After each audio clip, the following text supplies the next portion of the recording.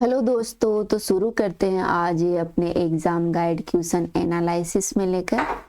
दोस्तों, आज इस वीडियो में अपन 8 क्वेश्चनों के बारे में चर्चा करेंगे। इस लेक्चर में अपन यूएनईपी के बारे में विस्तार से चर्चा करेंगे, अर्थात अपना यूनाइटेड नेशन प्रोग्राम है। साथ में अपना जो UNFCCC है उसके बारे में भी इस लेक्चर में विस्तार से जानेंगे। तो आज शुरू करते हैं पहले क्वेश्चन के साथ। दोस्तों, किस संस्था ने हाल ही में फास्टर पोर्टल शुरू किया है? बताइए, नीति आयोग ने किया है, सुप्रीम कोर्ट ने, या इलेक्शन कमीशन ऑफ इंडिया ने? तो दोस्तों, हाल ही में जो फास्टर नामक पोर्टल है वो अपने सुप्रीम कोर्ट द्वारा लॉन्च किया गया है।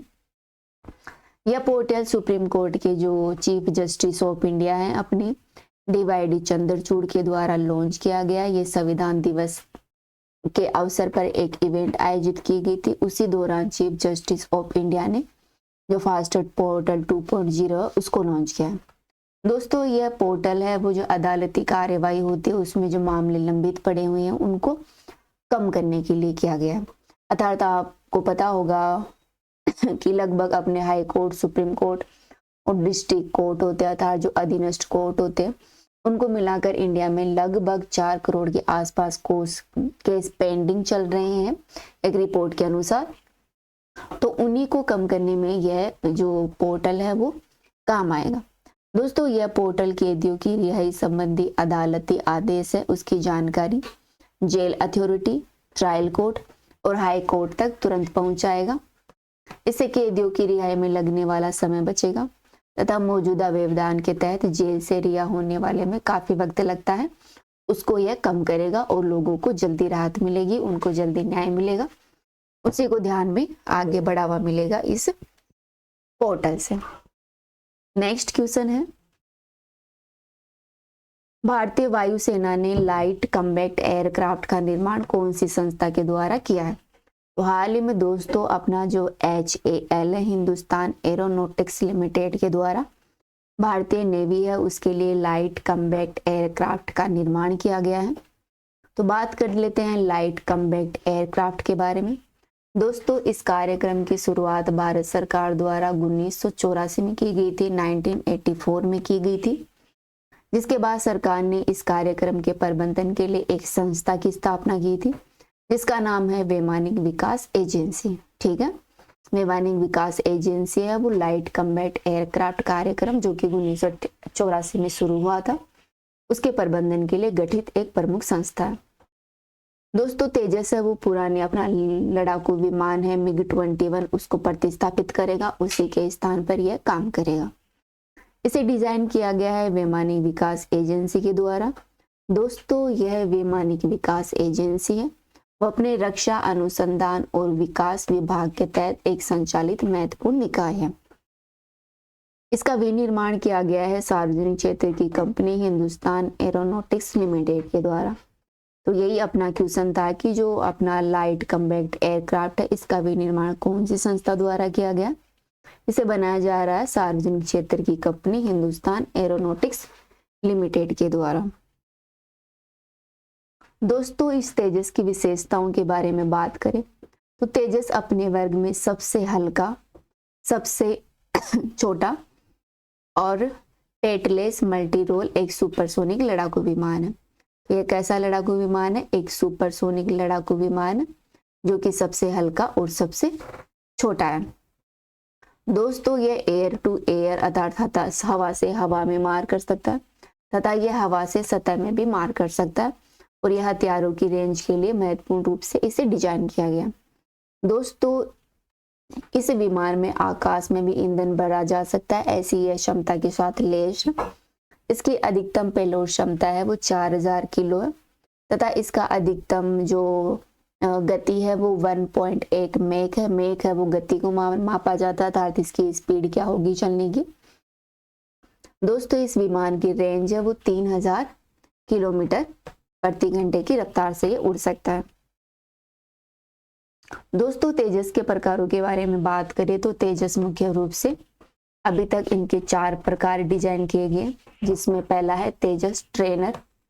दोस्तों, तेजस ट्रेनर है यह वायुसेना के पायलटों की ट्रेनिंग के लिए 2 सीटर परिचालन ट्रेनर विमान है। ऐसा है जो वायुसेना की जो पायलट है उनकी ट्रेनिंग के लिए 2 सीटर परिचालन ट्रेनर विमान है।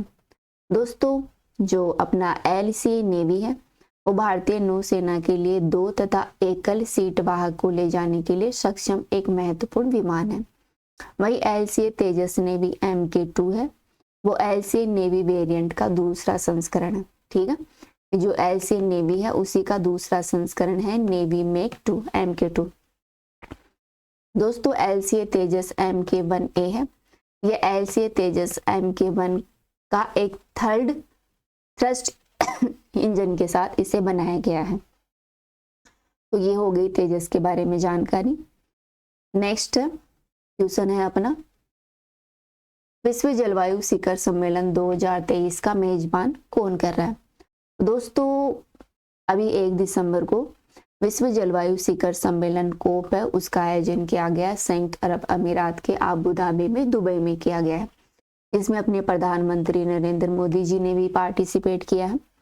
दोस्तों ये जलवायु शिखर सम्मेलन है वो UNFCCC के द्वारा आयोजित किया गया, जो कि COP 28 का एक वेरिएंट है। दोस्तों संयुक्त अरब अमीरात में जो 2023 का जो आबू धाबी है वहाँ पर United nation friends convention on climate change जो UNFCCC अर्थात संयुक्त राष्ट्र जलवायु परिवर्तन फ्रेमवर्क सम्मेलन है, ये COP 28 की शुरुआत की गई, जो कि 1 दिसंबर को आयोजित किया गया। दोस्तों बात कर लेते हैं UNFCCC के बारे में। तो दोस्तों इस संस्था का निर्माण है वो अपना पृथ्वी शिखर सम्मेलन हुआ था 1992 में, जिसे रियो सम्मेलन के नाम से भी जाना जाता है। यह रियो डी जेनेरियो में हुआ था, ब्राजील में 1992 में, जो कि पर्यावरण और विकास से संबंधित था। इसी सम्मेलन में संयुक्त राष्ट्र जलवायु परिवर्तन फ्रेमवर्क सम्मेलन पर हस्ताक्षर किए गए।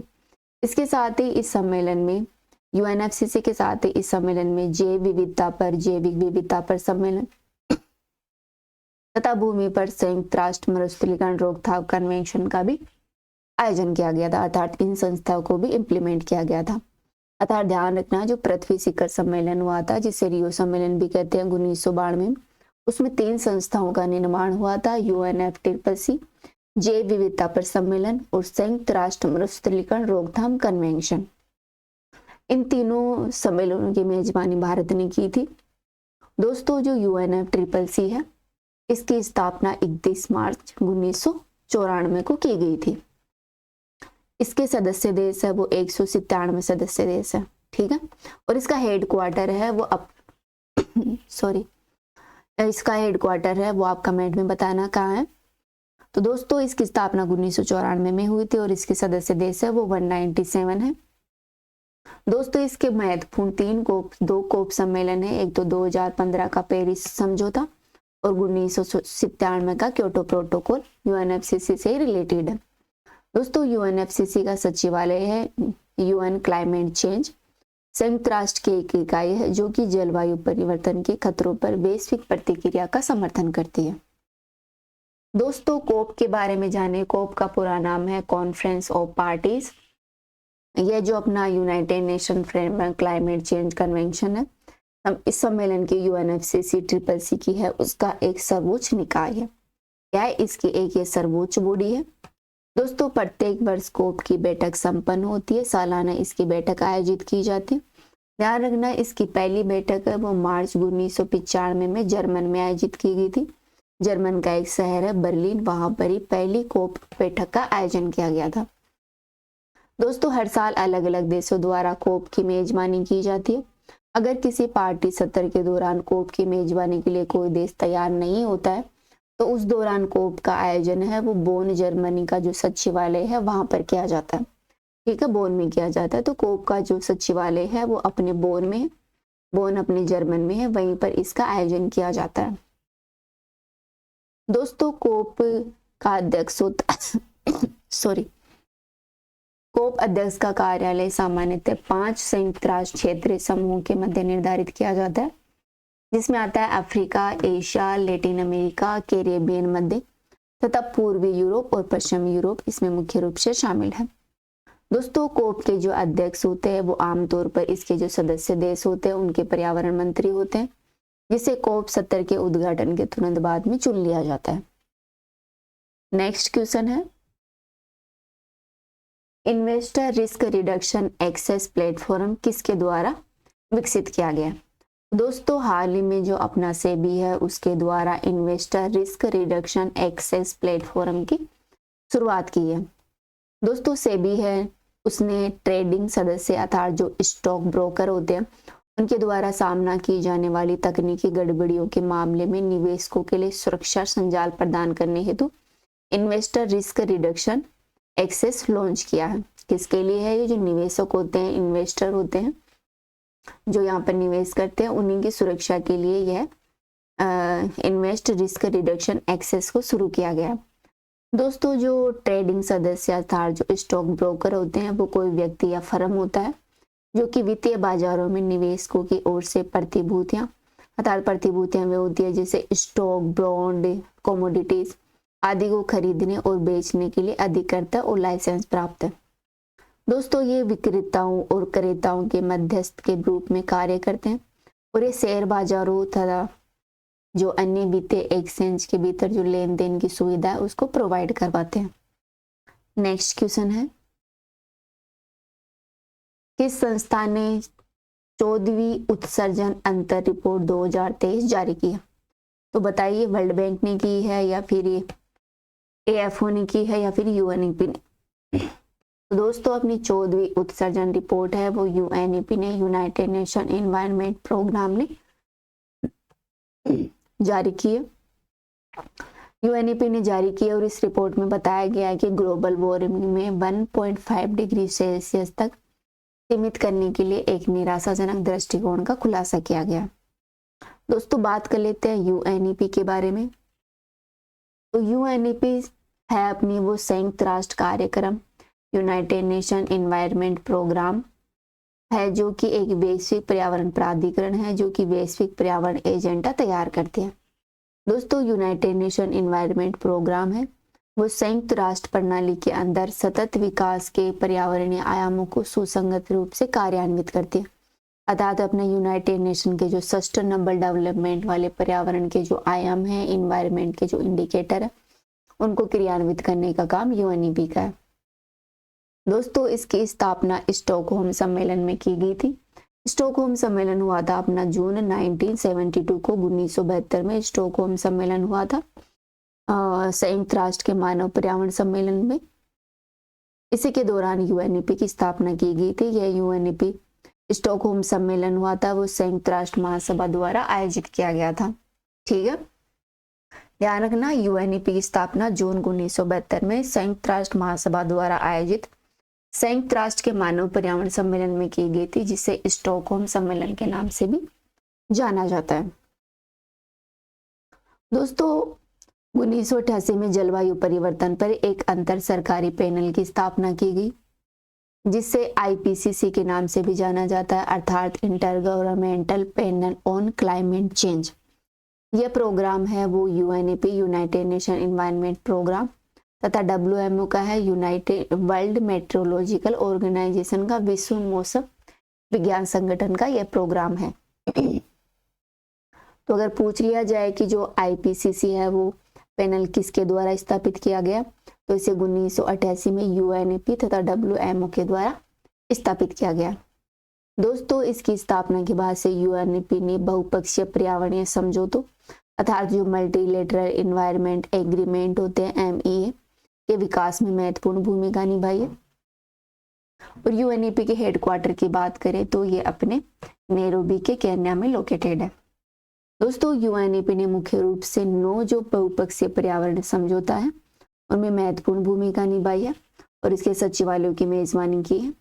इन महत्वपूर्ण समझौतों की बात करें तो सबसे पहला है जैव विविधता पर कन्वेंशन CBD और वन्य जीवों एवं वनस्पतियों के लुप्त प्राय प्रजातियों पर इंटरनेशनल व्यापार पर कन्वेंशन अर्थात साइट्स, वन्य जीवों के आपसी प्रजातियों के संरक्षण पर कन्वेंशन CMS, ओजोन परत के संरक्षण के लिए वियना कन्वेंशन, पारे पर मिनीमाटा कन्वेंशन, खतरनाक अपशिष्ट एवं उनके निपटान के सीमा पार या आवागमन पर नियंत्रण स्थापित करने के लिए बेशल कन्वेंशन, स्थायी कार्बनिक प्रदूषणों पर रोकथाम करने के लिए स्टॉकहोम कन्वेंशन, और अंतर्राष्ट्रीय व्यापार में कुछ खतरनाक रसायनों कीटनाशकों के लिए पूर्व सूचित सहमति प्रक्रिया पर रोटरडेम कन्वेंशन, इसी की मेजबानी में आयोजित की गई। तो ध्यान रखना एग्जाम में पूछ लिया जाता है, जैसे कि मिनीमाटा कन्वेंशन किससे रिलेटेड है, तो वो पारे से रिलेटेड है।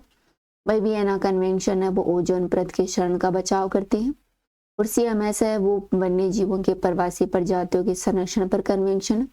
साइट्स है वो वन्य जीवों तथा वनस्पतियों के जो लुप्त प्राय प्रजातियां हैं उनका जो इंटरनेशनल व्यापार होता है उससे रिलेटेड है।